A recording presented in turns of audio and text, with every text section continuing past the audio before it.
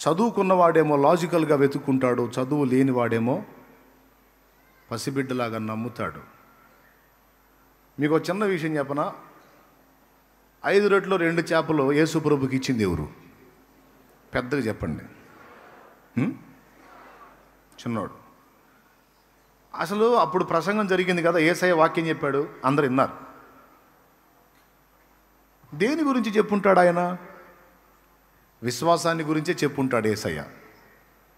అంతకుమించి ఏం చెబుతాడు? పరలోక రాజ్యం సమీపించింది, దేవుని రాజ్యం వచ్చేస్తుంది, మారు మనసు పొంది సువార్తను నమ్మండి, దేవుని యందు విశ్వాసం ఉంచండి అని ఖచ్చితంగా విశ్వాసాన్ని గురించి మాట్లాడుంటాడు. వేలాది మంది అక్కడ ఉన్నారు, అందరూ విన్నారు. నాకు ఒక మాట చెప్పండి, మీరు పసిబిడ్డ దగ్గర 5 రొట్టెలు 2 చేపలు ఉన్నప్పుడు కనీసం మిగిలిన వాళ్ళ దగ్గర కనీసం కొద్దిగా ఉండదా? పెద్దగా చెప్పాలి. కొద్ది గొప్పన ఉండవా వాళ్ళ దగ్గర? దాదాపు పురుషులే 5,000 మంది అంటే స్త్రీలు ఇంకా అంత వేసుకోండి, పిల్లలు ఇంకా అంత వేసుకోండి, కనీసం 12 నుంచి 15,000 మంది అక్కడ గుంపు. ఓకేనా? సరే, వాళ్ళు ఉన్నారో లేదో రాయబడలేదు, 5,000 పురుషులే అన్నారు అనుకో, అది పురుషులందరూ గ్యాదర్ అయినటువంటి కూటం అనుకుందాం, 5,000 మంది జెంట్సే అనుకుందాం. పిల్లోడి దగ్గర 5 రొట్టెలు 2 చేపలు ఉన్నప్పుడు మిగిలిన వాళ్ళ దగ్గర కనీసం 1 రొట్టెన్నా ఉండదా? 2 రొట్టెలన్నా ఉండవా?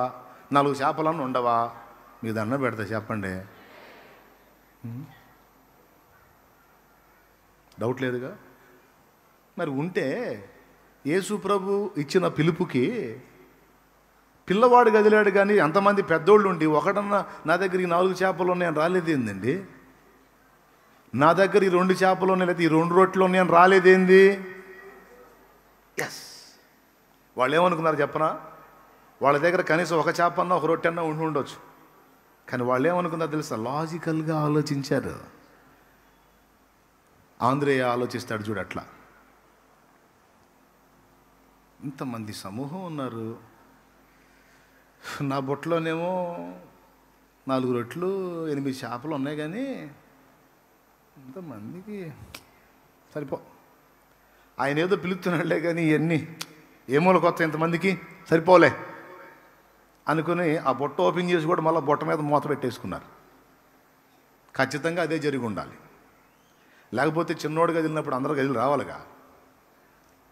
అసలు చిన్నోడి కంటే ముందు అప్పటిదాకా వాక్యం విన్న పెద్దోళ్ళు కదలాలి కదా, కదల్లా. కారణం లాజిక్. ఇంతమంది ఉన్నారు, ఇంతమందికి నా దగ్గర ఉన్న 4 చేపలు 8 రొట్టెలు ఏ మూలక అనుకున్నారు. కానీ వాక్యం విన్న పెద్దోళ్లే కాదు, వాక్యం విన్న పిల్లోడు కూడా ఉన్నాడు. ఆ వాక్యం విన్నంతసేపు వాడు జాగ్రత్తగా విన్నాడు, తిండి తిప్పలు మానుకొని కూడా విన్నాడు. వాడికి చాలా నచ్చినాయి యేసయ్య మాటలో, భలే ముచ్చట అనిపించినాయి. వినటమే కాదు, పసిబిడ్డ కాదు, యేసయ్య చెప్పిన మాట చేయగల సమర్థుడని ఆయన యందు విశ్వాసం ఉంచాడు కాబట్టే వాడి దగ్గర ఉన్న 5 రొట్టెలు 2 చేపలు తీసుకొచ్చి ఆంధ్రేయకు చూపించాడు.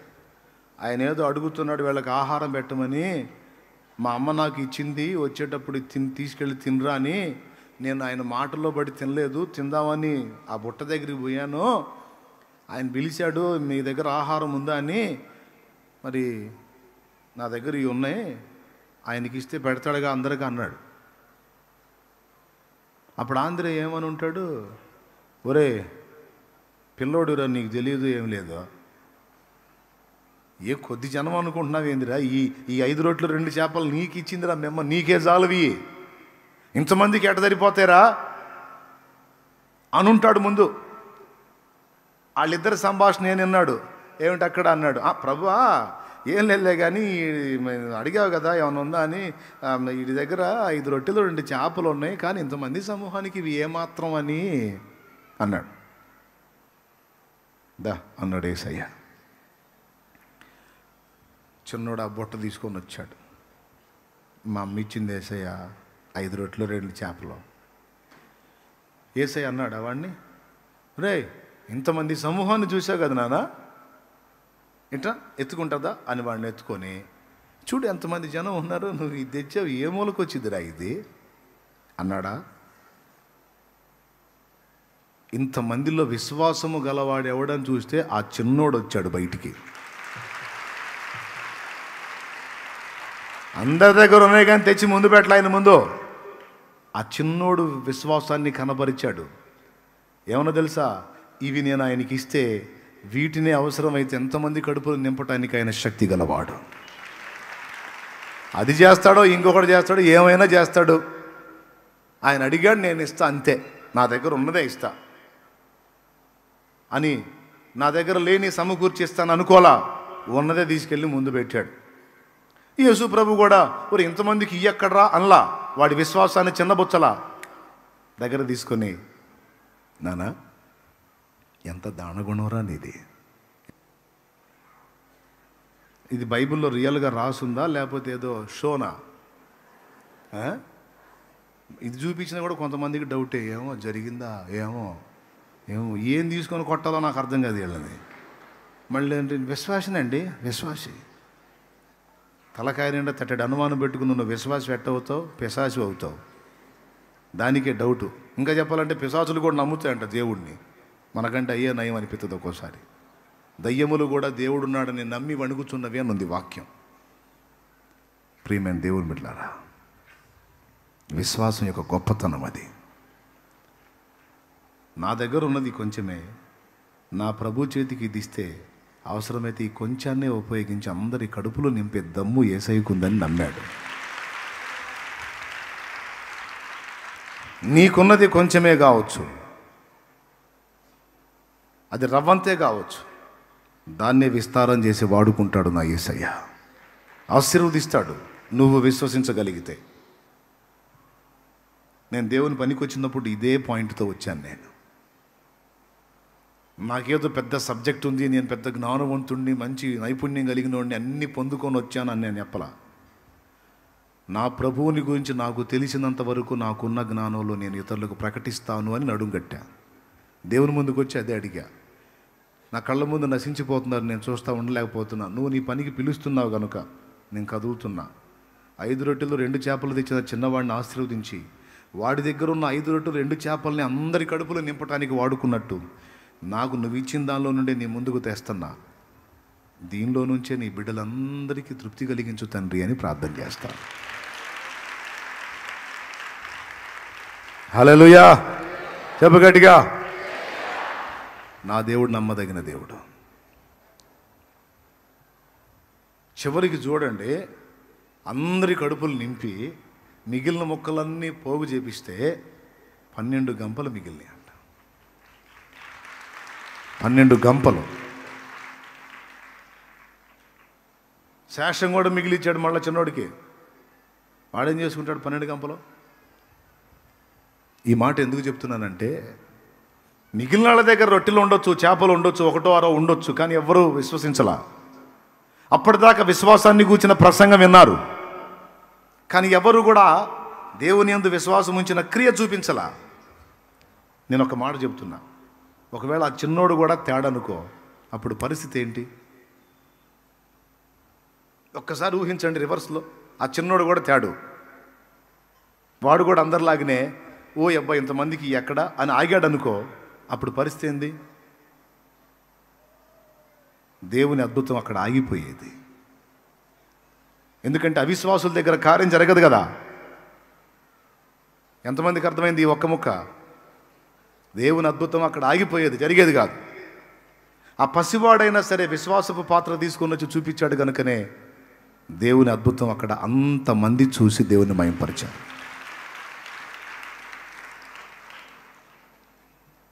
కాబట్టి నేను అందుకే చెబుతాను, చదువుకున్న జ్ఞానవంతుల కంటే చదువు లేనటువంటి మొరట మనుషుల దగ్గర దేవుని కార్యాలు చూస్తాం, పసి బిడ్డల దగ్గర కూడా దేవుని కార్యాలు చూస్తాం.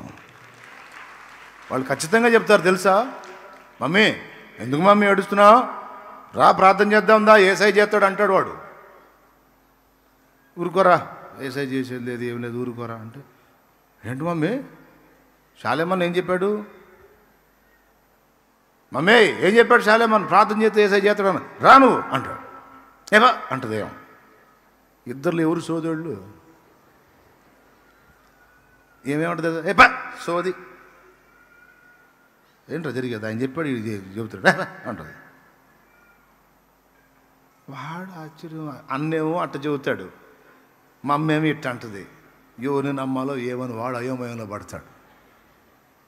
స్తోత్రం, హల్లెలూయా. సిగ్గు తెచ్చుకోవాలా, పెద్దోళ్ళైన వాళ్ళు సిగ్గు తెచ్చుకోవాలా. వాడు పసిబిడ్డ, వాడు నమ్ముతున్నాడు.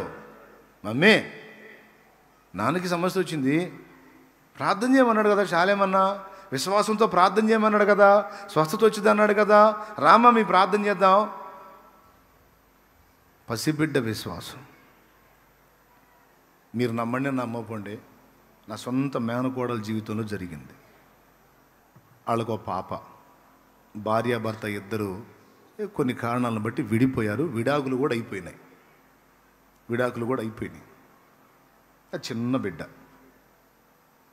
కొన్ని 7 ఏళ్ళు అయింది, 7 సంవత్సరాలు అయిపోయింది వాళ్ళు డివైడ్ అయ్యి.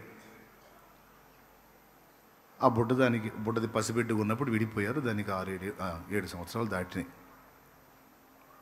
మరి 7 ఏళ్ళు అంటే మరి వాళ్ళ లైఫ్లు బాగుండాలి కదా, తల్లిదండ్రుల చింత. మరి ఆ పిల్ల జీవితం ఏంది మరి అన్నట్లుగా ఆలోచించి నన్ను కదిలిచ్చారు.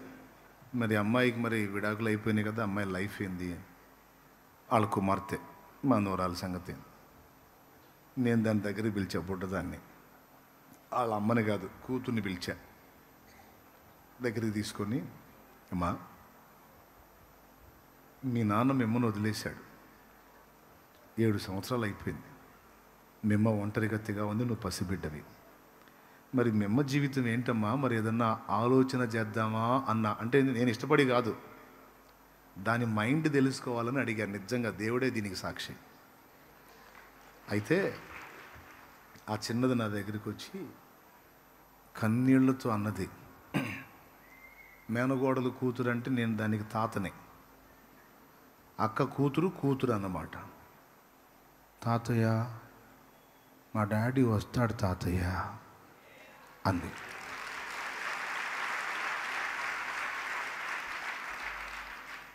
ఎట్లా వస్తాడమ్మా, 7 ఏళ్ళు అయింది రాలేదుగా అన్నా. కా తాతయ్య నేను రోజు ప్రార్థన చేస్తున్నా, మా డాడీ వస్తాడు. అది ఎంత జ్ఞానంగా మాట్లాడిందంటే, నాకైతే విశ్వాసం ఉంది తాతయ్య. తెలుగు పదాలు కూడా నత్తి. నాకైతే విశ్వాసం ఉంది తాతయ్య, మా డాడీ వస్తాడు అంది. ఇక నేను ఫ్యామిలీకి వెళ్ళి చూశాను.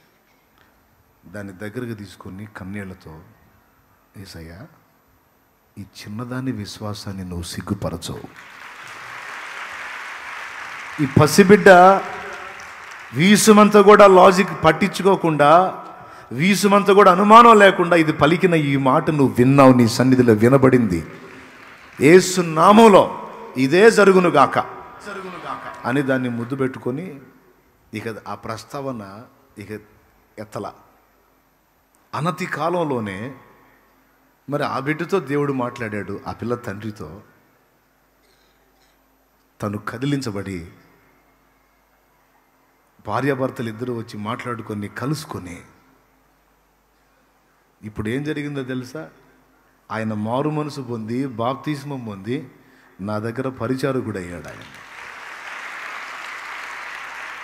నాకు సహకారిగా మారాడు. అంతేకాదు ఇది ఇంకో పని కూడా చేసింది. ఈ పుట్టదే తల్లిదండ్రుని కలపమని ప్రార్థన చేసింది. వాళ్ళిద్దరు 7 సంవత్సరాల తర్వాత తిరిగి ఒక కుటుంబంగా చేర్చబడితే నాకు ఒక తమ్ముడిని అయ్యా అని కూడా ప్రార్థన చేసిందంట. ఇప్పుడు ఆశీర్వాద పాల్ అనేవాడు పుట్టాడు. నేను ఎందుకు చెప్తున్నానంటే, నా ఫ్యామిలీ మ్యాటర్ అని ఉల్లాసంగా చెప్పటం కాదు. జీవితాలు పతనమై, కుటుంబాలు చెల్లాచెదురైపోయి, ప్రయత్నాలు విఫలమైపోయి, మూడుబారిన జీవితాలుగా మారిపోయిన బ్రతుకులు చాలా ఉన్నాయి. పసిబిడ్డ విశ్వాసం. నా మనిషి అని నేను గొప్ప చెప్పుకోవటం కాదు, ఎవరైతేనే పసిబిడ్డ. ఏ కార్యమైనా నా తమ్ముళ్ళారా, నా చెల్లెళ్ళారా, నేను నేర్చుకుంది కూడా అదే. నాకు అసాధ్యమే కానీ నా దేవునికి అసాధ్యమైంది ఏది లేదు.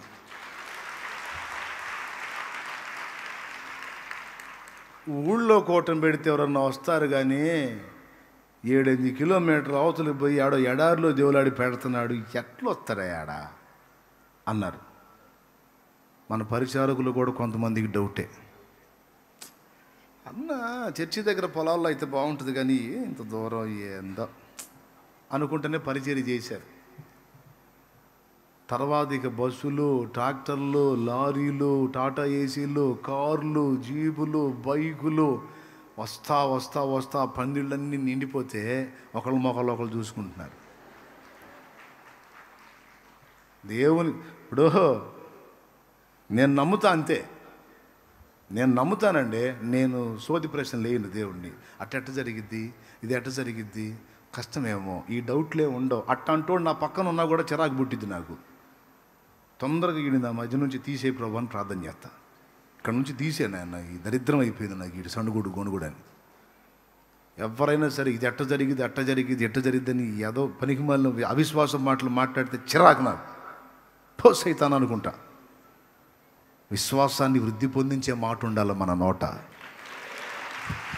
మనకు అసాధ్యమే కానీ మన ప్రభువుకు సాధ్యం కాందేమీ లేదో, ఏసై చేస్తాడంతే. వాళ్ళకి వెళ్ళి అంతే చూశాను నేను. మీకు డౌట్గా ఉంది కదా ఇక్కడికి ఎవరు వస్తారని చూడండి. ప్రస్తుతానికి మాత్రం మీరేం ప్రశ్నలు అడగొద్దు, మీరు పరిచర్య చేయండి, ఏసై మీకు చూపిస్తాడని చెప్పాను. ఈ సంవత్సరం ఇంకా పెంచి పందిళ్ళు వేస్తే మళ్ళీ డౌటు చూడండి అన్న. 3వ రోజుకి అది కూడా పట్టకుండా ఫుల్. మరి ఏం కార్యాలు ఇవన్నీ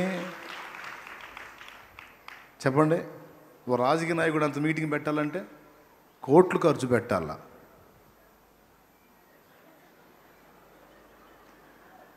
బిర్యానీ ప్యాకెట్ 500, బిర్యానీ ప్యాకెట్ 500, అవునా? మళ్ళీ వాడికి బస్సు, లారీ. అప్పుడు ఆ బిర్యానీ తిని దాగి లారీ ఎక్కి అప్పుడు వేస్తాడు కేకలో. దిగిన దాకా వేస్తాడు. దిగిన తర్వాత ఆప లారీ అంటాడు. ఏందిరా దిగింది, సరే తగలబెట్టండి వాడికి. మళ్ళీ కత్తి ఆపండి, ఏంటంటే ఆకలి అవుతుందంటే. నేనేం బిర్యానీ ఇచ్చానా? నేనేమన్నా ఎడారులోకి పరిగెత్తారు యేసు నామములో. హల్లెలూయా, హల్లెలూయా. ఆయన చేసే కార్యాలు ఆయన మాట్లాడితే జరిగిద్ది. ఈరోజు ఇంతమంది గ్యాదర్, మీ ఇంటికి వచ్చి నేను ఏమైనా పిలిచానా? మరి ఎందుకంటే హడావుడికి పరిగెత్తారు? ఆయన మాట్లాడాడు. నేను విశ్వాసంతో ప్రార్థన చేస్తా. ఈరోజు ఎవరితో మాట్లాడాలో, ఎవరిని కలుసుకోవాలో నువ్వే దర్శించు, తీసుకుంటా. నేను ప్రార్థించిన ఒక్కోసారి ప్రార్థన కూడా చేయకుండా అడ్డం పడతా. ఆయన నా బిడ్డలు ప్రార్థన చేస్తారు. వారి ప్రార్థన, నా ప్రార్థన, మీ ప్రార్థన ప్రతి ఆదివారం, శుక్రవారం విస్తారమైన ఆత్మలో. ప్రతి కార్యం అంతే, ప్రతి కార్యం అంతే. కాబట్టి మీ అందరికీ చెప్తున్నా, ఒక చదువు లేని విద్యావిహీనుడు విశ్వాసం ఉంచినట్టుగా, ఒక పసిబిడ్డ దేవుని వాక్యాన్ని నమ్మినట్టుగా నువ్వు నమ్మితే, విశ్వసించగలిగితే, ధైర్యం తెచ్చుకోగలిగితే ఎంత బాగుండు. నువ్వు దేవుని అలానే నమ్మగలిగితే ఎన్ని కార్యాలు చూస్తావు నువ్వు. కాబట్టి అనుమానాలు తీసేయి. చెప్పు, ఏం మందు? యేసు రక్తం మందు. చెప్పు, ఏం చెప్పింది? ఏం కొట్టాము అసలమ్మ? యేసు రక్తం మందు అండి. దేవునికి మహిమ. చూడటానికి విశ్వాసం వెర్రిచర్యలాగా ఉంటుంది, కానీ చివరికి విశ్వాసం వెర్రిచర్య అన్నవాడు వెర్రోడైపోతాడు.